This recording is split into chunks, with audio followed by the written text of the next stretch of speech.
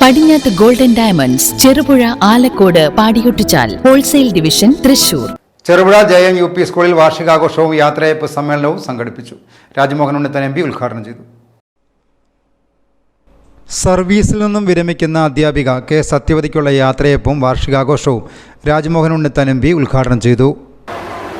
അതിലേറെ അഭിമാനത്തോടു കൂടിയാണ് ജയം യു പി സ്കൂളിൻ്റെ 74ാം വാർഷിക ആഘോഷം ഉദ്ഘാടനം ചെയ്യാൻ ഞാൻ എത്തിയത്.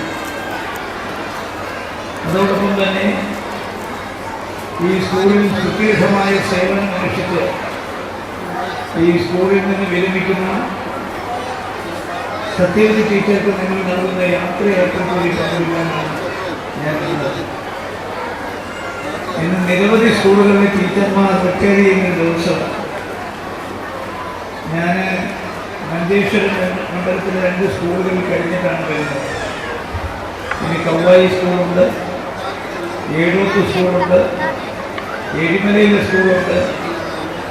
സ്കൂളുകൾ ഒരുപാടുണ്ട്. 4 മണിക്ക് മുമ്പ് പല സ്കൂളുകളിലും എത്തിച്ചേരാം.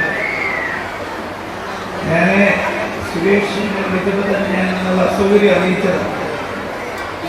പക്ഷേ കൃഷ്ണമാസി വിളിച്ചപ്പോൾ, കുഞ്ഞികൃഷ്ണനായ വിളിച്ചപ്പോൾ പിന്നെ എത്ര തിരക്കാണെങ്കിലും എനിക്ക് ഒഴിയാൻ പറ്റാത്തതുകൊണ്ടാണ് എന്ന് പറഞ്ഞു. ഈ സ്കൂളിന് വലിയൊരു പാരമ്പര്യമുണ്ട്, പൈതൃകമുണ്ട്. ഇന്ത്യക്ക് സ്വാതന്ത്ര്യം കിട്ടിയ അതിൻ്റെ 75ാം വാർഷികം ആഘോഷിച്ചു കഴിഞ്ഞിരിക്കുകയാണ്. ആസാദി കാ അമൃത് മഹോത്സവം 76-77 കടന്നു. ഏതാണ്ട് ഇന്ത്യക്ക് സ്വാതന്ത്ര്യം കിട്ടുന്നിടത്തോളം പഴക്കമുള്ള സ്കൂളാണ് ഈ സ്കൂൾ.